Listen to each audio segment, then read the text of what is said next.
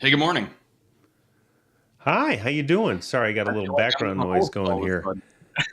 So it's all these things going at once.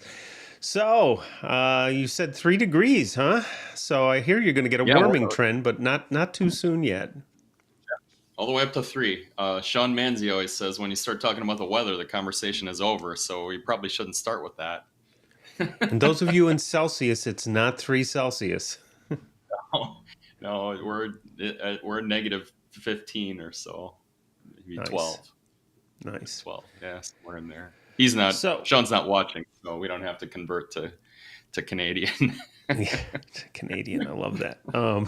So anyway, what's going on in your world? You must are you doing? You're not doing boys this. You're not doing boys this year, are you? No. Our boys are in the fall. Okay. We were at the same time, so I rarely get to see Okay. them, which I would love to. I would love to see them play a little bit more.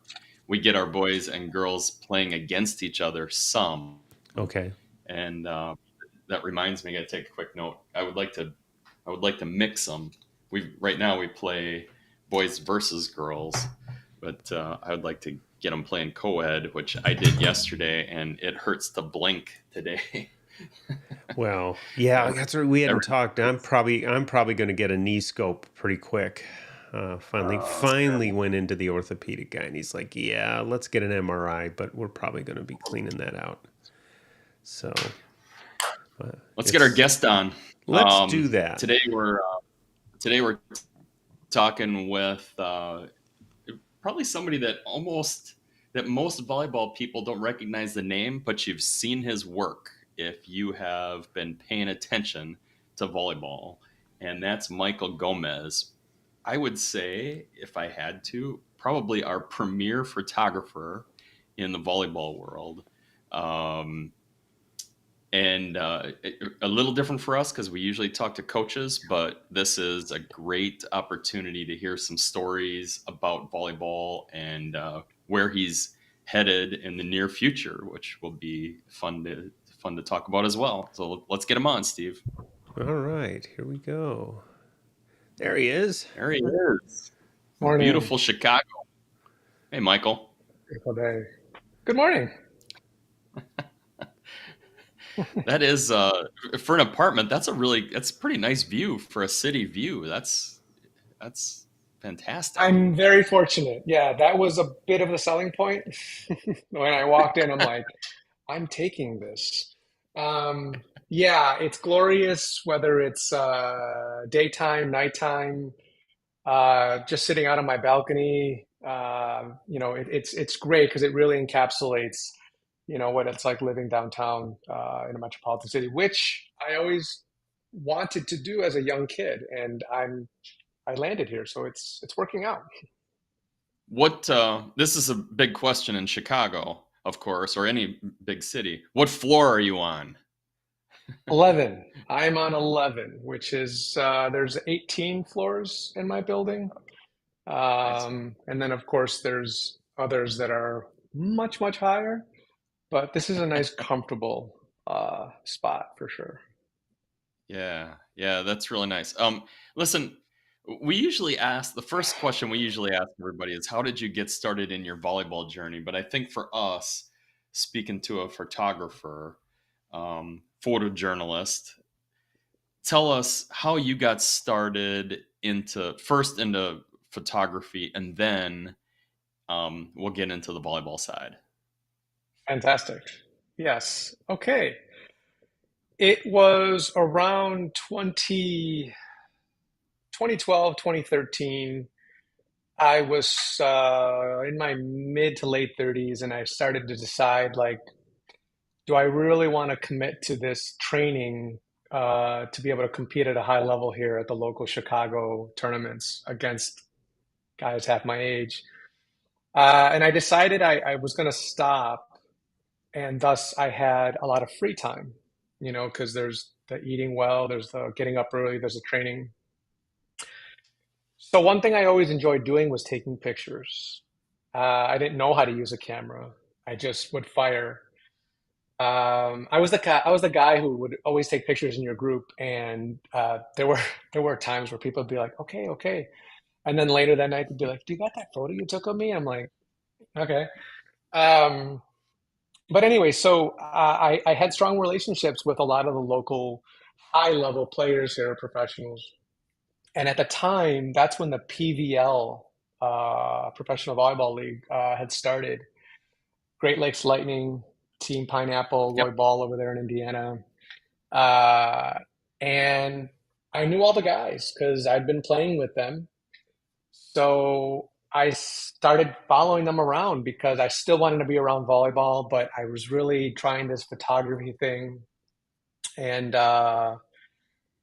I started to essentially follow the guys around whenever they played, the girls as well. And that was really my opportunity to practice.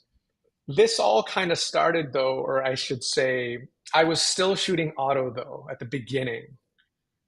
Interestingly enough, I teach a class called Getting Out of Auto. Um, yeah. But I finally said, okay, I need to figure out full manual because my shots, I always had good composition. But my shutter speed was too slow, whatever, and I didn't understand why it was blurry. So I went to Spain, Christmas of 2014. I was working at Sony at the time, and this is when they recently started mirrorless, the push, and they gave me basically their latest and greatest camera, a full frame A7. I grabbed a couple of lenses, and I took a 3-week trip to Spain, and that's where I started my journey technically from shooting in manual. And I basically would take shooting auto and then see what the computer said, what the settings were, and then I would manually dial those in. And that sort of took me down the path. But I also learned that the computer is just trying to get even exposure. It doesn't know what the type of shot I'm trying to create. So if I'm really trying to isolate somebody and really blur out the background, the computer didn't know that. It was just trying to get everything to zero, even exposure, and that took time learning aperture essentially. And so I continued on. That was a great experience in Spain, um, and I continued following the PVL teams. Eventually, because I would play beach. If you're from Chicago, North Avenue Beach, Court Yeah, B, North. B1. Yeah, all the guys. I mean, all the, Rafi and all those guys down in in the South Bay now, if you're from the Midwest, you competed there. And Yep. so I, through relationships, and this is a big part of why I'm here, is because of relationships. Always, I'll say that. But a friend of mine knew one of the players on the AVP. And because I was like, how do I get a credential to shoot an AVP? Because the AVP Wisconsin, AVP Wisco 2014, I believe it was. Yeah. Um, Russ Marchuka, Mm. if you know, you know. Marchuka, I would say. I connected with him. He talked to some people, and I got my credential, and I shot the AVP Wisconsin. And then I got another opportunity for the AVP Championships. At that year was 2014 in Huntington Beach, and I got a credential for that as well too. I can remember it like it was yesterday. I had my little, where the, photographers sit, and I had Sony was giving me all this gear because they just said take it, and that's another advantage that I have that I didn't know I had was, I was getting a lot of gear because that's the thing. Everybody wants this really expensive gear, but when they see the price, it's like heart attack. So I'm grateful to Sony. I will always be grateful for Sony. But Yeah, so I started shooting beach. That was my second beach event, and then the next year came around. I applied for another credential. That's when I met Ed Chan at Wapaka. And if you're from the Midwest, or Yeah. frankly from the United States, if you play volleyball, you need to go to Wapaka at least once, and I can guarantee you're probably going to go back again. Or 20 I met Ed times. Chan. Yes, yes. It's basically a staple of everyone's summer, basically. It's such a great event, and everybody who puts it together, they're just great people. And it's truly one of the remaining grassroots events that hasn't, really taken on any bigger corporate support, what have you. But I met Ed Chan, and I met him, and I knew who he was, and I was like, I love your stuff. And he's like, I've been looking at your stuff. I'm really impressed, this and the other. And I asked him, I said, how, is there a way that does Volleyball Mag accept contributors, and that was my big doorway into accessing into events. How do you get credentials? But you have to establish yourself first. You need a portfolio of some sort, and then relationships. Ed would ask me, "Hey, do you want to go shoot the NCAA Women's Championship?" And I was like, "Yeah." Um, and that was 2018. Yeah, in Minnesota, which this past year was in Tampa. And the one year I Yeah. don't go, it's somewhere where I didn't freeze because it's always in like Omaha or Columbus or Pittsburgh, and so yeah, I started accepting a lot of these opportunities, and we just started building this great relationship with Ed, especially with Ed, and with Volleyball Mag, and then I just kept getting access to a lot of these events and just kept shooting because I loved it. I loved it. It was, I don't do corporate sales anymore. I enjoyed the products, I enjoyed the people, but I hated the actual job. And that's kind of what kicked me out of that sector and went freelance. Um, but Ed gave me a lot of opportunities, and we went to many events around the country, and then we went abroad with Mark Rigney. The three of us went to Germany, to cover World Championships in 2019. We were planning on going to that big event in Cancun, the decider for the Olympics for Tokyo, which we all know what happened in 2020. Interestingly enough, I was looking at our messages that I had. You can your messages with individuals are archived, and I was reviewing that from Ed, and I remember the dialogue we were having, and we're talking about, and well, is it? We don't know if it's that bad, and the virus may not do well in warm temperatures, so we may have everything obviously just shut down, but yeah, and I just kept shooting. I just kept shooting and failing a lot, but also learning a lot. And then more and more opportunities presented themselves. And then there were some, the world to. And what's interesting is each time I got to shoot at the next level, I was so excited. And I didn't think like and my understanding of volleyball, you know, here with the top players, and then the AVP. And then my first FIVB, I was like, oh my gosh, like, wow. Like, if you haven't watched an FIVB, like Elite 16, back then it was a 4 or 5 star. Um, it's fantastic. And I've sat front row and center to some incredible matches, not just with between the players, but with the audience. Those Fort Lauderdale events were something else. One of the best matches I've ever seen was Phil and Nick against what's his name, Bruno and Alison, which Right. everybody wanted to see at the Rio Olympics, but because of the way their seedings, the finals ended up being the quarterfinals, and so we all know what happened after that. But that match was incredible because the energy of the people, because Fort Lauderdale, you have the diversity with the cultures, and people knew volleyball. It's basically volleyball outside of the U.S. If you've ever been able to watch volleyball, like in Poland, Germany for the World Championships, the line when we drove up, the line was way around the building because it was Germany and Russia at the time.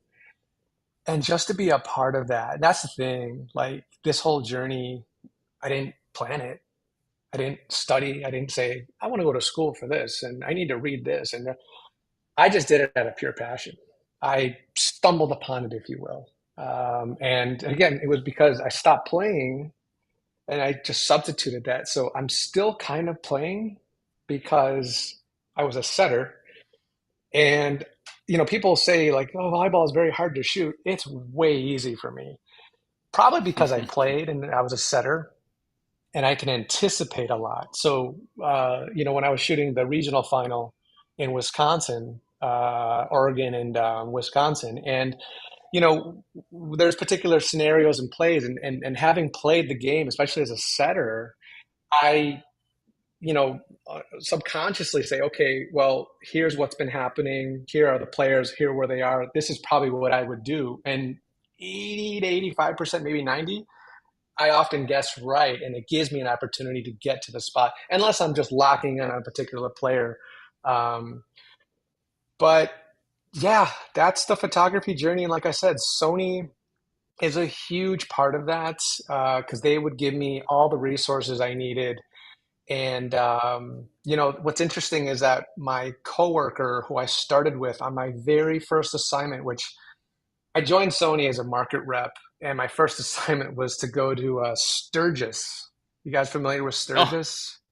yeah. Oh, yeah. Yep. It's it's an experience, and I tell you, after working there for 12 days straight, I didn't want to hear a motorcycle for like a month. It was, yeah.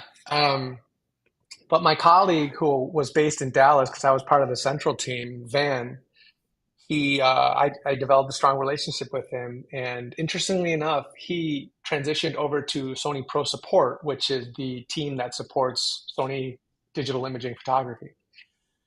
He's going to be in Paris, so I'm going to get to see him. It's weird. Oh, It cool. comes kind of full circle, if you will. Yeah. Um, so that's kind of the photography journey. I'm living it every day. It wasn't planned. Oh, and recently, this past year, I had accepted an opportunity, or I have accepted an opportunity at the University of Illinois Chicago. I'm a staff photographer there. And interestingly enough, I don't shoot much sports. If anything, I shoot everything else. A lot of headshots, a lot of corporate events, just a lot of event photography, which I love. And so now my day, my week, my month is everything is just around photography. So I'm far from rich, but I feel like I won the lottery because I get to get up every day and go do photography. That's how I'm judged. That's how I'm graded. That's how I'm paid. And I still get to do like my freelance clients. I'm able to be selective now with my clients. But if you would have told me back in 2012, 2013, when I picked up the camera, that in 10 years, I'd be a professional photographer and I wouldn't be in corporate sales and I'd be a staff photographer for a university in Chicago, I'd be like, you are nuts. Let alone the big, thing that's going to be happening this summer. It's a dream come true, and I don't know. It's super wild though, for sure. You, Yeah, you know, it's amazing. serendipity is one of my favorite words, and you got plenty of it. I mean, what's the likelihood you're working for? To be fair, Sony's probably, if not number one of the top two sports photography focused organizations. I mean, you're seeing me on a Panasonic right now, and I don't dare let it autofocus. Um, you know, Right. right? And They Sony on did Dan. the D to D autofocus. It's that, yeah. It's a great camera, but their autofocus is, yeah, Yeah, I know my what you're second saying. camera over here is a Sony, but it's Mhm. like okay, that's the one I Yeah. let autofocus. But You know what I say though? My University of Illinois Chicago, they use all Canon. So one of the questions during the interview process was, what do you think of Canon, or do you think Canon's the best, whatever? And I didn't know that it was a question that they were really trying to see what my answer would be, but I said they're just tools. I mean, they're just tools. I mean, if there's a carpenter who's using Stanley equipment and then there's another one who's using, what is that, Milwaukee, Yeah. does that mean one Yeah. carpenter is better than the other? No. I mean, But you need to know you what the know, best thing each tool does is and how to use it. true. And that's what I teach is don't go, a brand doesn't, designate whether you're good or not. And I remember back at the AVP Wisconsin, my dear friend Carrie Shue, she was a former AVP, like Okay. Yeah. Wisconsin player. Yeah, you know Carrie. And this is America, by the way. Or I should say, just the perception of how marketing works. But I was using Sony, and she texted me, and we were having this conversation. She's like, "Why don't you shoot Canon? Why doesn't everybody shoot Canon?" And when I think back on that, that's because again, marketing, when a lot of people won't ever go beyond what they're seeing a lot of. Well, if I see that, I see a lot of people that must be the best one. But, even this Sony camera doesn't, compose a shot. It doesn't, dial in the settings. It doesn't do it for you. You still have to learn. So when I answered the question, I said they're just tools. And I said, a good photographer knows how to use any camera. It's not, and they told me later they were very, they liked that answer because, it's if you can only shoot with one brand, you're very one dimensional. So I'm learning so much at UIC. There's other aspects, different types of photography that I'm working with a great team of creatives, and I get to learn a whole new language, but I still, use my gear. I've been able to get this from Sony at a very, very great price. And quite frankly, any photographer who's offered the stuff that I have been offered at the price I've been offered, I think they'd have a hard time saying no. Um, but yeah, to your point, it's understanding your gear and understanding the limitations. So like Canon, there are some cameras that I would use for like general photography, but for sports, I would only use their R3. I wouldn't use the R5 or the R6. I dive into that in other topics or what have you. But how do I know that? Because I actually use them.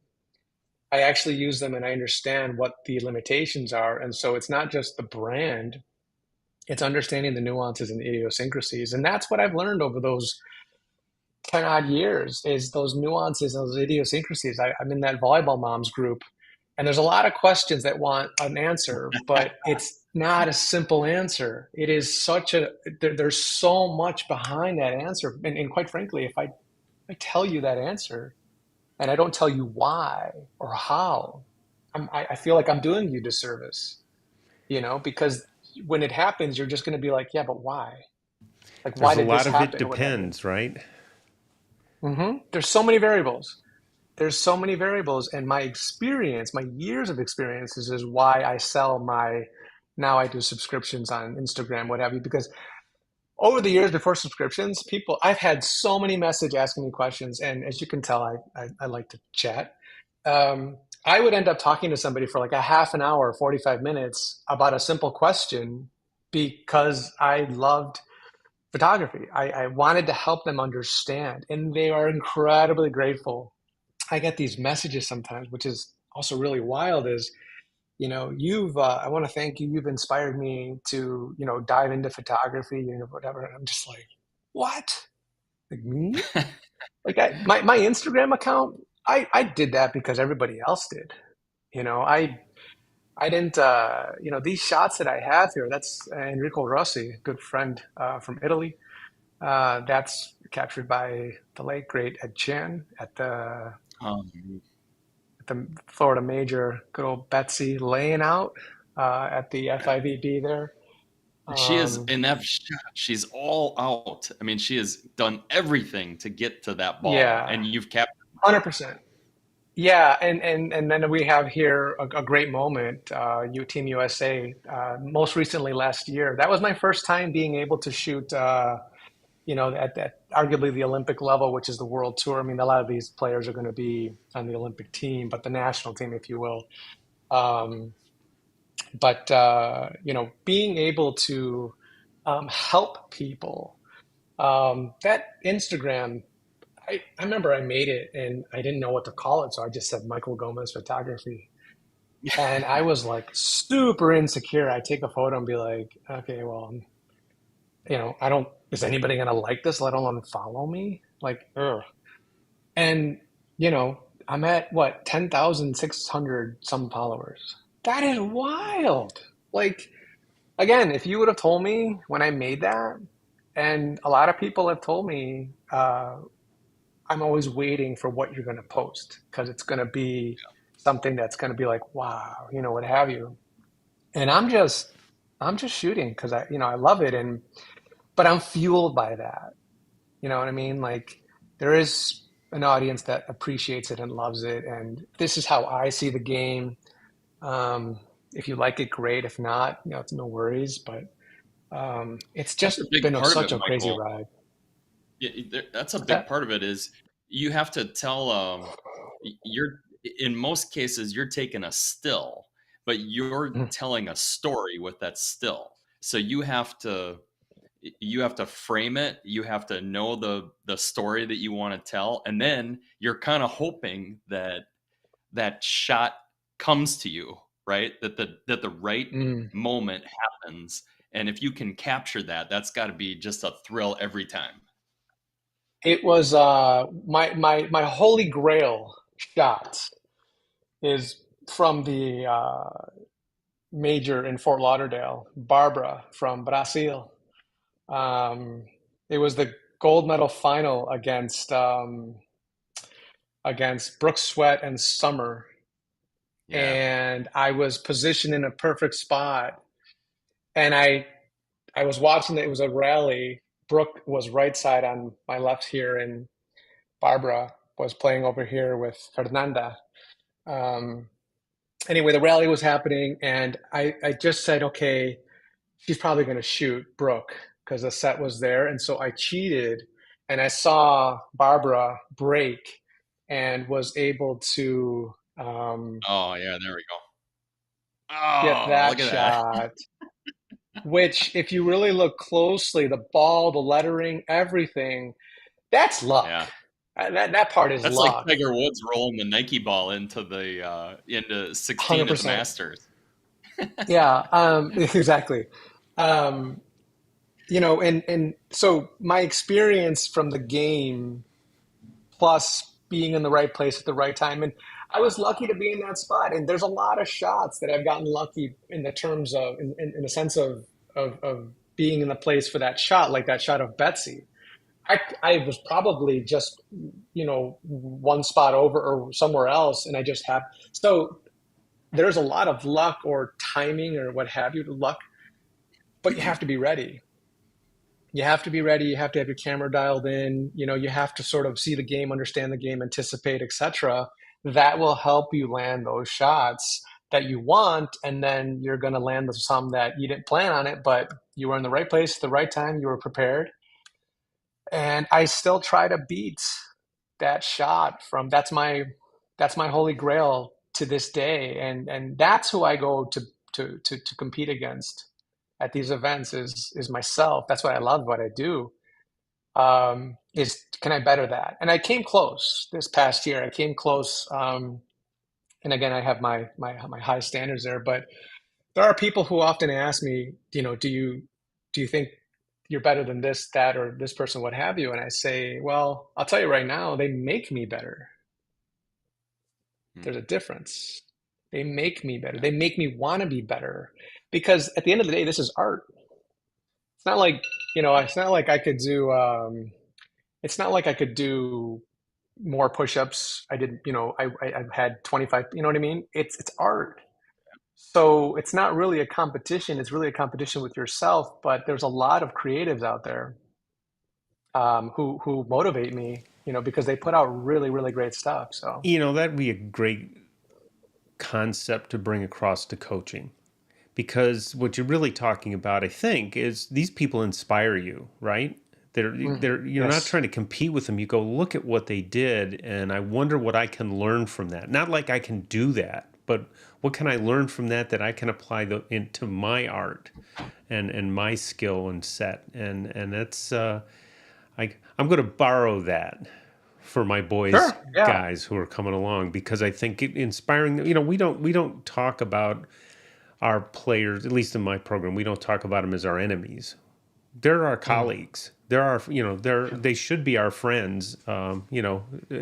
Such as a friend would be, because sometimes there's just people that you don't click with. But that's not on the court. On the court, they're just there to make you better. Right. Precisely. And to kind of maybe segue into the volleyball side of things, when I played, a lot of guys would tell me they loved playing with me against me because I brought the best out of them. I didn't know how to just have fun.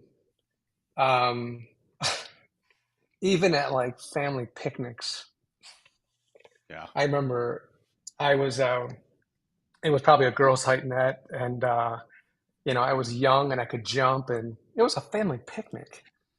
But my older sister sent me this ball, and I couldn't just leave it there. I detonated on that thing, and it, it ricocheted off my dad's forearm and hit my older sister's godfather, knocked him over onto the ground. And I still remember his comb over falling over, and he was like, "Wow, that was fantastic!" And my sister was like, "What are you doing?"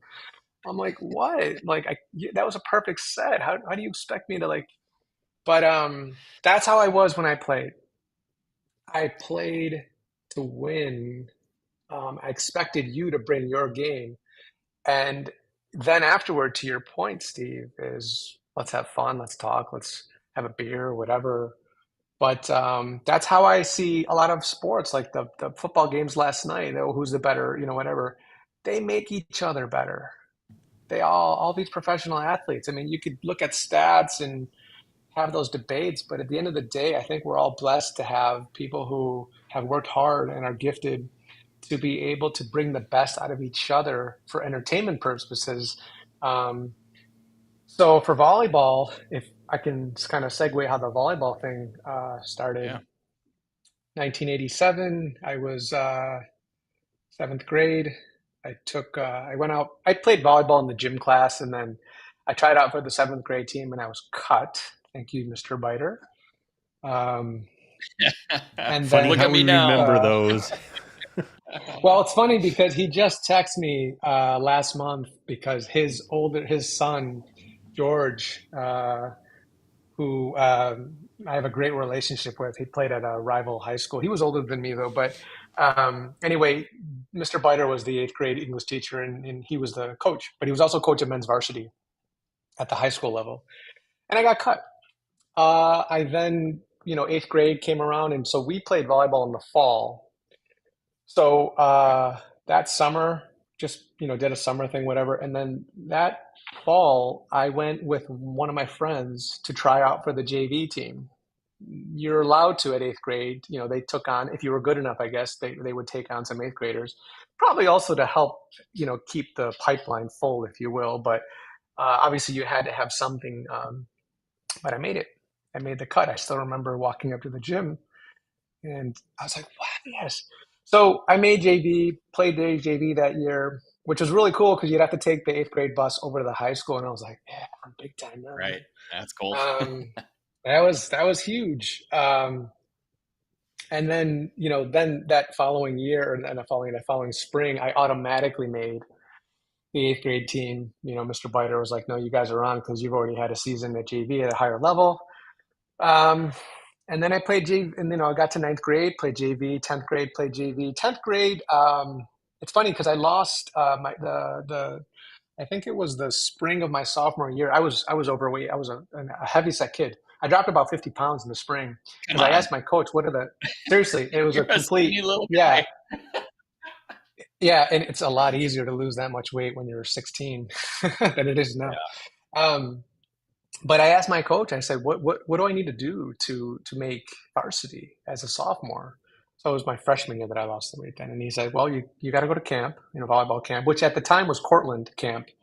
And we had all the D1 Penn State, Ohio State players who would come in and do coaching. I remember, I don't know if you know who Lang Ping is, great Yeah. Oh Chinese yeah. player. Oh yeah. She was Yep. she was my core coach. She was one of my core coaches. She taught me that Jenny. incredible float side saw. Yeah. I didn't know really who she was. It's just, but now I Oh do. It's man, funny. So I had a lot of, you're it in was a great you're in program. the gym with one of the world's best players, and you don't know who she is. There was this guy, Yeah, I Carl mean, I was, McGowan. He just happened to be there. Yeah. so, Oh, yeah, so went to camp. I lost the weight.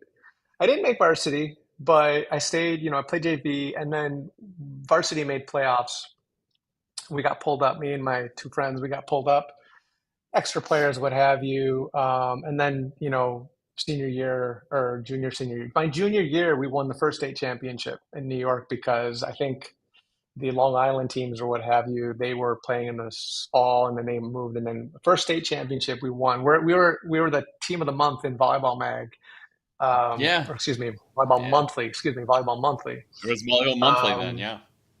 Correct. It was Volleyball Monthly. We were the team of the month because at the last page you would see who were the teams of the month. I still Yep. have that photo. I can Yep. share it. But yeah, we were a great team. My middle Neil went to Long Beach State, and then I played club at Eden Volleyball Club. You probably heard of them or out Yep. of Western New York. And a lot of the guys I played with went on to play D1. Here's my challenge. And there's a life lesson that I learned that's kind of coming back full circle. But maybe you can share with smaller athletes who uh, all my friends were like 6'4" and taller, and Yeah. I'm 5'8" at best. Um, and I remember it was a tournament in somewhere in Albany or in the coach from USC at the time. Came out to recruit my friend Steve Loswick, who became the 4-year starter at USC because he's 6'4", long, lanky arms.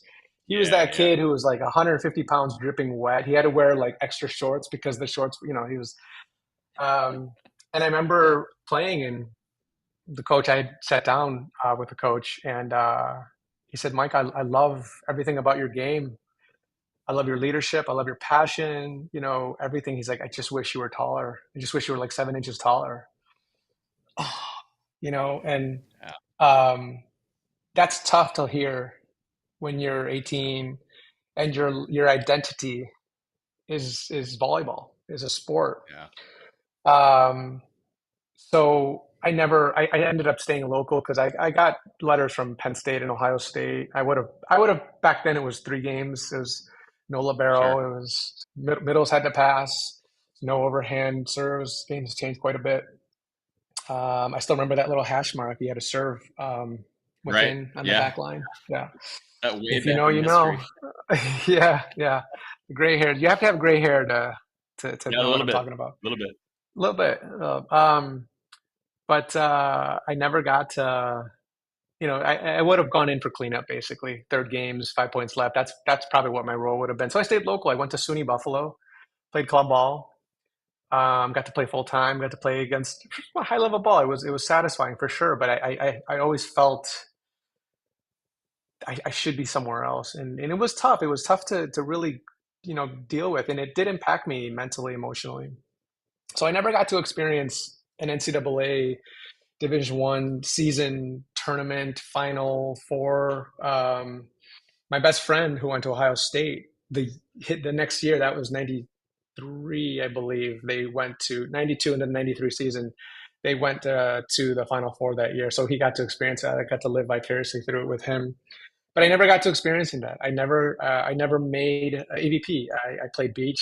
I never qualified for a main draw, let alone FIVB, main draw, what have you. But and again, that was very difficult because it was everything that I wanted to do. I was very good at volleyball, um, academics. I didn't apply myself as much as I did to sports, but I did enough, what have you. But anyway, it was a big letdown. So all those things I didn't get to experience as an actual player, but I've covered every single one of those events as a Yeah. photographer. I've had front row seats to NCAA men's, NCAA women's, AVPs, you name it, FIVBs, world, big stops, world championships. Um, And I remember in '88 when I was on the couch watching Karch and Stavertlik and Stork, one of my favorite setters, him and Javier Yeah. Gaspar from Penn State. Um, watching that team, Buck, Karch winning gold, Eric Sato when he the jump serve was running, Yep. Timmons, and I was like, Yeah. wow, that would be such a dream, and now I'm going to the Olympics. It's Yeah. weird. That's the amazing part to me. And right before we get into the Olympic discussion, just because we've had a couple AVP players on, what's your favorite? Where do you love to shoot the AVP? Like, what's the one that you really enjoy? I mean, Chicago. Let's set that aside because you're Yeah, there now. yeah, But where do you like to? If you hear I'm going to this one, that's the one. yeah. Uh, yeah, Chicago, obviously, because I could walk there if I had to. Yeah. So convenience is really nice. And I mean, Manhattan is Manhattan, of course, Yeah. but I Yeah. also feel that's For sort of, I everybody also feel says. that's sort of, I feel like that's sort of like Chicago for me, because that's kind of easy to say. But the one that I liked a lot that really stood out, is New York City. I know it's going to sound weird because Yeah. they only stopped there like twice. But New York City was a great event. It was a great, great, great, great time. Um, and I never made it to Seattle, or the San Francisco stop. Um, but That's funny you again, bring that. Manhattan for sure. It's funny you bring those up because we had Billy Allen on a couple weeks ago, and they had a really good showing in New York a couple of years ago. Hmm. I don't know if it was the first or the second one, but they're having a good showing, and I sent them a note, and we don't really know each other, just Right. we're very passively acquaintances. I sent them a note like, "Hey, things are going great. You guys made the semi or whatever," and I get a message back from him. I'm like, "What are you doing? Sending me a message? Get back to studying what you're doing." But then you brought up Seattle, where he's won a couple of times, Uh, which I, we were teasing him when he was on. You finally won another tournament outside of Seattle. yeah, that's But funny. yeah, Yeah, Billy, love Billy. that's what I was going to bring up. I guess is the relationships you have with the players. You have to get to know some of them, but you have to shoot them. You also have to shoot them honestly. So it's that Mm, I think it's hard for the print journalists because they have to mm, sometimes write the truth, but you're showing what's actually happening. You know, yes. so it could be their best or their worst moment, and you got to show it. Yeah. So how does that Yes. dynamic work? Great question. And as I mentioned about relationships, because when I started this, interestingly enough, and a lot of people don't know this, but I only started getting paid in 2022. Oh yeah, That's what, like, like 9 years later. And fun fact for a lot of the athletes, the majority, and I mean like 90 percentage category, don't get paid. Do this because yep, we love the sport, just right, for pure passion for the sport. And kudos to everybody who continues to push. But when I started out, what I did was I picked I had vacation time, so I picked a Florida, obviously because winter in Chicago. But I went yep, down there and I actually reached out to some athletes over Instagram and said I'd love to come by your practice to shoot. And I yeah. established That's really relationships there. That's Yeah, that was 2014, 2015, I think, that winter. That's when I met Eric Zahn and Hefe down there in Coconut Grove in Florida. And but by developing that relationships and those relationships over the years, I always try to put everybody's best foot forward. I have shots that have never seen and will never see the light of day for various reasons. And I do share them with the athletes. In private, and I tell them, I go, I this is something I would never share. I don't know you that well, and even if I did, I probably wouldn't, what have you. But um, you know, there are few, and this is more of like a stuff block, type of shot where that's nothing. I mean, that's part of the game. If you can't handle a photo of you getting stuffed, then I'm sorry, you probably got other challenging issues because that's part of the game. Welcome to the club. It's happened to me plenty of times. Um, but there's actually images that I didn't feel comfortable sharing. There was a period of time where I got feedback over my Instagram channels of the shots that I was taking, which I thought were athletic movements by these athletes. That's what I saw was just these incredible athletic movements, and some thought that it was a little too risque, maybe. And I told them, I said, well, I'll ask the players to wear jeans next time. Like how are we looking at that, and we're missing what is actually happening in the photo, which is like many people could never do something like that. But yeah, my goal always is to put everyone's best foot forward, and there are comedic shots too that are just funny and silly, what have you. But I've had players over the years, privately on social media or in private, passing by, just chatting, and they'll say, "Really appreciate what you do for the sport." Yeah. That's the gasoline right there. Yeah, because Yeah. again, I I think haven't been. Go go ahead. ahead. No, no. No, I was just gonna No. say, there's not a ton of money in volleyball. There's just not. I'm actually in negotiation right now for a team down in Florida for some coverage at the NCAA beach season, which I really wasn't gonna do anything because I'm preparing for what's happening this summer. But I already know going in that I will not get my regular rate, but that's okay. And I like the Sony job was what doing that is what afforded me to be able to go do that separate income. And then I had to become a little bit more selective when I went out freelancing because that was time that I could be making money elsewhere, what have you, though. So but hearing that from the athletes is special. It's really cool to hear. I have to believe that the athletes from time to time will ask you for some of your work. And because if you're publishing for one of the media sites or a magazine or whatever it is, you get 3 4 shots in there, and I mean, that's a lot, you know. Mm, But there's an athlete that wants to look at 100 shots of themselves, so they have to hmm. ask you for that stuff, right? I mean, that's where the Yeah. relationships build. Yeah, and it's gotten to the point, and here's a little pro tip for people who, how do I grow my social media? Leverage relationships, establish and leverage relationships. You know, shooting these major events with high profile athletes, Olympians, if you will. Maria Faye in Australia, Talikwa, April, Alex, when I would shoot these events, I would post and then they would reach out asking, "Hey, I love that shot. Could I post it? I'll give you credit." That's how it grows. And it's a great relationship because that was my goal all the time. I never charged. As any athlete, I never charged for images because I felt we were helping each other. And my goal was always to help the sport, help the player, whether you're an Olympian, whether you're just starting out, to just help your brand. And to just, it's a nice thing to do, basically.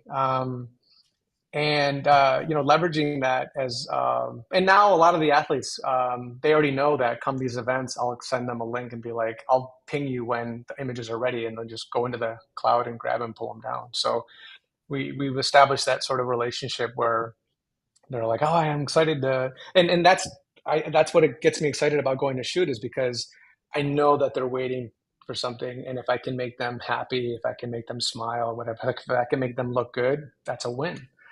So, and there's still opportunity, and I love it, and I'm looking forward to, like I said, what's happening later this summer. I got some plans in place too. I'm really excited.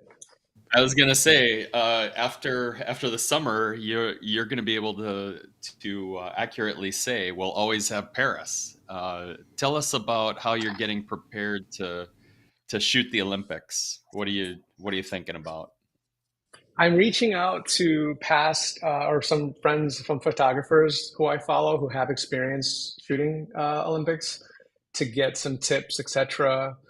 Um, this is not even really photography related, but this is health related because of photography, I'm experiencing these health issues. But I have some incredibly uncomfortable tennis elbow Yeah, because the very thing that I'm passionate about and that I get paid to do for a living is what's exasperating or just perpetuating the issue. of So course. um, that in my lower back, because if you've ever seen me shooting, I get into these really, crazy positions. People have actually shown me photos of Yeah, that of one. me doing It's that. that one right there. Yeah, like if you sit like that for a long period of time, eventually your back's gonna It's start gonna barking hurt. at you. Yeah, it's gonna make So something hurt. a lot of my preparation, truthfully, is physical, is mental, physical, emotional. So I have such motivation to be the best version of me going to the games. I'm turning 50 in April 28th, and Geezer. it's crazy. Yes, yeah, and so there's going to be a lot of Youngster things in that are my going to book, be, boys. you know, so there's a lot of things that are motivating me. So really, what I'm preparing for again is just physically, mentally, and then in terms of the photography, I'm like a tiger in a cage, just so, and I have to not think about it because those emotions can really get me fired up, and I'm like, it's January, like chill. Yeah. Um, but as I get closer, probably start dialing stuff in with, and what I'm doing basically also is I'm starting to have discussions with brands, um, different federations as well too, that I established relationships back at the VNL men's and women's world tour stops because they are Right. looking for content. So this is where I will be able to make a decent amount of money. Um, outside of what USA will be investing when they get images from me as well too. So I'm just kind of laying the groundwork now, but really my focus right now is the physical side of things, is getting my aches controlled as best as possible, which it's physical therapy, which is the most exciting thing to do. I was doing it this morning and I'm like, this is so much fun. There is Yeah. nothing else I'd rather be doing right now than just doing this for 10 times and whatever. But I also know I have to do it. I have to do it because I know what my back is going to be saying to me at the end of each day, my pain, and I don't really want to take ibuprofen. So that's really my focus right now. And then as I get closer, really start, dialing in the relationships with the brands. Next month, I'm scheduled to fly out to LA to shoot the USAV Beach Media Team, or Media Day, I should say. That's going to be a lot of fun. And then I'm setting up some shoots with a handful of athletes that we're going to work on some content for their socials, etc. And yeah, it's crazy. Can't So the So believe have it. pro you tip, the pro tip have you here been to Paris is, before? oh, go ahead. Oh, go ahead, Steve. You go. Uh, The pro tip here is you need a good orthopedic guy, you need a good physical therapist, and you need a good chiropractor if you're going to be in this sport, even if you're photographing it. yes, but the pro tip I would say to myself and anybody who's in their 20s, who a lot of these photographers reach out to me, the pro tip is stretch, Ah, stretch, stretch, stretch. Forget about bench. It's not going to matter if you can bench 350 6 times. It's not going to matter if you can curl. Stretch. Flexibility is what's going to just remember that 10, 15 years down the road. If you do that, you're going to thank me. And that would be my pro tip, love it. is flexibility. Just keep stretching. I tell myself if I'm going to camp out in front of the TV and watch TV for 2 hours, I have to stretch during commercials. That is my commitment to my back. Paris, yes, Paris. I went to the Elite 16 2 years ago with Okay. Mark Rigney, and that was a great time. I'm very grateful that I went because now I understand sort of the layout. I'll be staying in West Paris, right near the Expo, which is interesting because the beach events are going to be at the Eiffel Tower, which is going to be incredible. Um, and then the indoor events are going to be at the Paris Expo, which on per Google, it's a 28-minute walk. walking for 28 minutes, July in Paris. Oh, woe is me. Of course I'll do that. But Yeah, I feel I've terrible for you. already, I've, That's awful. I've already I've already located like where the bicycle rentals are. I'm partnering with some camera company, some bags. So we're working out some things that we can do for socials. Um, but I had initially requested my hotel to be as close to the Eiffel Tower as possible. I ended up a 4 minute walk to the expo, which that's okay Yeah. because those matches will be a lot easier, and those will be the last matches because the finals for well, for volleyball for indoor are Sunday. The finals for beach are Saturday, so it works out either way. And so yeah, understanding, and I need to work on my French because when I was there, I was like, I don't know what anybody's saying. Like, I cannot. It was kind of like being when I was in Germany. I'm like, I have no idea what anybody's saying. Like, I have zero idea. So I'll try to maybe brush up a little bit on in French, but I'll also be, I'm with Team USA, their media team, which is really cool because, having access as a team photographer is really, really, I can't wait to have the talk, the download, the expectations, the needs, etc. So yeah, Paris, already familiar. I already booked my flight. I already got my lodging. Like I said, it's just focus on the now, do it well, and then dial in, closer to May, June, etc. And you have to be, you alluded to this before, you have to be paying a lot of attention and doing your research on the players. Like you have to know more than just the US players. You got to know everybody. You Great could question. play Yeah. anyone, And right? yeah, and but I will say though that understanding the positions, having played the positions, because I used to play with the women's team during high school. The women's coach, Mrs. Kuss, my senior year, our women's girls volleyball varsity team was ranked number one in the nation with Mother McCauley and Tampa Prep. And I Mother remember she used McCullough, to yeah. stagger her practices. She used to stagger her practices 4 to 6. Our practices were 3 to 5. So eighth period, you run down to the gym, you get in, we play weight trips, we just practice.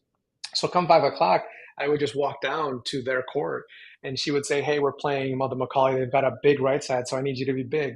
You're telling me an 18-year-old kid who loves to play, who has friends on the girls team, I get to stuff them? Sweet. Thank you very much. But sometimes she would say, "I just need you to set you." Oh, 100%. So I played middle. I played all the positions, girls net, but it doesn't matter if it's girls net, you just adjust for the height. But the mechanics, the 31, a C, all these different things, I know that. So it's really more understanding tendencies of each player, not so much the position itself. And I have great dialogue with a lot of these athletes. I was just chatting with one of the girls from Turkey who they won the gold this past last summer because she's playing over, I think, in Japan. But it's great because I still learn because the game has evolved, obviously, but understanding the positions and then the tendencies of each individual is what helps me really be prepared. Yeah. Yeah, that would be the hard part for me. I mean, I love to watch, but remembering, who is all who would be hard. So I like your perspective on that is knowing, all right, here's what you have to do in this position is Hmm. it sounds like a it's a better way of going about And it. So do you just shoot for the US or do you get to shoot everybody or is it just US matches or how does that work? great question. My obligation there is to the US. Once I meet those obligations, though, and I'll understand fully what those obligations are. But it's really probably my guess would be is just content. Like, let's say Matt Anderson's just having a fire night. He's just, nobody's stopping him. They're probably going to message me and say, "Hey, can we get a little more focus?" That's what the FIVB did in Texas and in Ottawa. Is when a player was starting to get hot, they would message me saying, "Hey, we need you to focus on here because we're writing a story on this." Which that's something you don't really learn. Like I tell a lot of aspiring Yeah. photographers is shooting the sport when you don't have real anything definite or like, urgent to do. That experience shooting the FIVB was humbling because as skilled as I've become, the getting stuff, they needed images yesterday. And so trying to manage deadlines, real tight deadlines, but also maintaining the level of quality, not just what they expect, but what I expect of myself. That was uh that was something I had to learn. And so it's not going to be like that in Paris though, because I'm just shooting for one team, not the event. But I'm going to decide how many other clients I want to bring on board because I also don't want to if USA is doing something over here and I've committed to this team, I'd rather go do this than this. So I'm going to have to really think about that and juggle what commitments I want to make because I'm also in Paris too during the Olympics. So I'd also probably like to hang out and maybe check out the Olympic Village and just all this kind of stuff. But if I've committed to three or four teams and they're playing, next thing I know, I'm just shooting the That's entire time. yeah, that's what I want to see is some of the background. I mean, we'll get to see a lot of what's going on TV, but I can't wait to see some of your, here's where we are, we're at this place or that place, and here's the athletes just being themselves. Great point, because what I'm going to be doing, and I don't know if this is like for in closing, but my Instagram subscription, I'm developing a plan, an option, nothing you have to commit to, but I generally, when I'm at an event, I'll video and then I'll post it to my stories like, hey, I'm here at the regional final in Wisconsin. Well, I'm going to make that a part of my subscriptions. So you're going to be able to watch the Olympics on NBC, whatever they deem to show you. And once that event's over, you're off to, swimming or whatever. It's they got strict timelines. I'm going to be giving access beyond that, and leading into the stadium, basically, as they say, BTS of not just the Olympics, but Team USA. So I'm going to be in dialogue right now with a bunch of athletes, and we're working on different things. So I want to, I'm going to be offering that, and obviously for a fee. But it's going to be roughly 18 days of behind the scenes that content that you'd never ever get to see because again, NBC decides what exactly you get to see based on what they're able to show you, Yeah, etc. So that's just my think plan. about what you're going to learn. It's going to be awesome, right? Yes, I I'm very yeah, excited. it Yeah. it it'll be interesting to see also. So I'm a tech geek, that which means that I try stuff, but I'm not great with it, with most of it. But I do have an Apple Vision Pro on order, and Woo! the 360, the panoramic views of those kinds of events are going to be really interesting shots. That there you go, there you go. 360. I got one. Yeah. Yeah. Oh, those are I'm, going to be I'm, I'm great. I'm going to be working on it. That's probably what I'll be doing between now is becoming fluent with this gear. I don't do a lot of this stuff, but if I'm going to be offering stuff, I want to offer different perspectives. And the 360s are super fun because they do. My buddy he's out in Utah right now, and his snowboarding with his 360 was such an epic Hmm. view. And to be able to do that at the games while I'm there, yeah. And I'm a tech guy too. I'm probably spend too much time. I have a lot of things in my wish list in Amazon. I'll bet. Hey, I quick have to, question. You mentioned you played in New York in high school. Where in New York? Buffalo. I went to Sweet Home High Okay. School. Then I went to UB, and I guess then I played at Eden Volleyball Club. And Okay. really cool though. Some of the players I played with, my buddy Jeff Christ, he went out to Long Beach State. He went to Ball State, and then he moved out to Long Beach and had a great as an opposite. He was my favorite opposite. He was that 6'6", lanky. His target, I could just throw it up and just detonate. His son is now 6'10", 6'11", Oh, but he can ball. And he's been here twice for the juniors JVA and the national qualifiers. I've gotten to shoot his son. So the guy I played with traveled an hour to Lakeshore to go practice, because that's where our practices were in that big 3-speed 77 Bronco truck that got like 4 miles to the gallon. Um, I get to shoot his son, and his son is in the development program. And Oh, if I get to shoot LA 28 and then 32, I think he has a shot for 32, if not definitely 36, because he's not, I used to go into those gyms, and if it was a tall guy, I used to be like, he can either ball or he's just tall, because Yeah. they're growing into their body.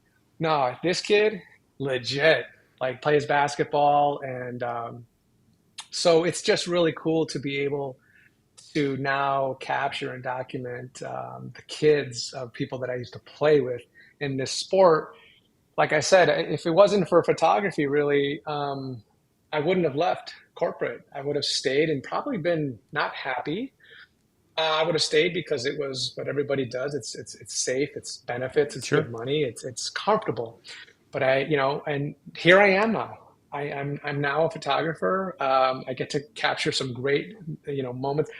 I also shoot weddings, I shoot corporate events, and I love delivering images where people can then say, and they send me the emojis of like the crying or the hearts or whatever. That's like I said, the payoff where the other jobs I was just working my butt off to get that bonus, which was like, a percentage of what I just made the company, like I just made 2 million for the company, but I get like, this little splash. Right. So ten I'm just bucks. grateful. Yeah, after taxes, especially. Um, Yeah. I'm just grateful for the opportunities that I've had. And, for me, with every shoot that I go into, it's bottom of the ninth, game seven of the World Series. It's that or nothing, 100%. And now you're telling me that I get an opportunity to go on the world's biggest stage to compete with myself and the next round. Remember how I said each time was a different. I never thought, and I always thought every time I got from AVP to FIVB, I'm like, wow, I get this opportunity, and that would fuel me to say, okay, I'm gonna go do this. Now you're telling me I get to go shoot the Olympics? You got to be kidding me! I am We need to so ready have to you go. back after that's over because the Sure. recounting of that will be just awesome. I'm yes, and I'd be happy to. I'd be happy to come share, expand on some of the stuff that happened and the little backstories, etc. And I'd like to think that I'm setting the table for LA 2028. That's my goal. So right now, I want to, Good for you. really hit it out of the park. That's my focus right now. It's not. I'm shooting Paris, but I'm trying to establish, for all the years to come. Yeah, I'm doing the same. I'm looking forward to LA. I want to go back. Last time I was at the Olympics was Atlanta in '96, so I'm really looking forward to it. Missed a couple opportunities, probably should have gone, but 28, I'm really looking forward to. So I'm in your same boat. Maybe we'll catch up there in Yeah, 28. maybe we will, like I said. But it's what I do now. It's preparing. My preparation Yeah, now is what's going to, I think, allow me to then solidify, 28 and then 32. And, that's why I'm working with brands right now to establish relationships with these brands. So then I'm in their Rolodex come, yeah, because a lot of these athletes are very likely going to be playing in 32. So I've thought about this. I've had a lot of time to think about this because the games are still a few months away. But ultimately, though, I'm just super grateful that I get to do what I love, and paid for it. So um, I don't have really many plans to travel outside of going to Paris because I have to save my PTO hours. right. So I'm very limited in where I can go. So there'll be no AVPs. Unfortunately, there are no FIVBs, no VNLs between now and Paris. And then even after that, I'm starting over at zero because I'm going to basically use everything to Right. cover Burning up. my Yeah. time at Paris. Yeah, and that's just corporate, and that's fine because I'm excited to go back to my work when I get back and tell all my colleagues, like, and they're super excited for me. They are cheering me on, um, and then after that, I like the fact that the next World Championships is in Australia, and I talked to my contact there, Oh, and I'm like, if yeah. you guys need somebody to go, because I was supposed to cover Mexico.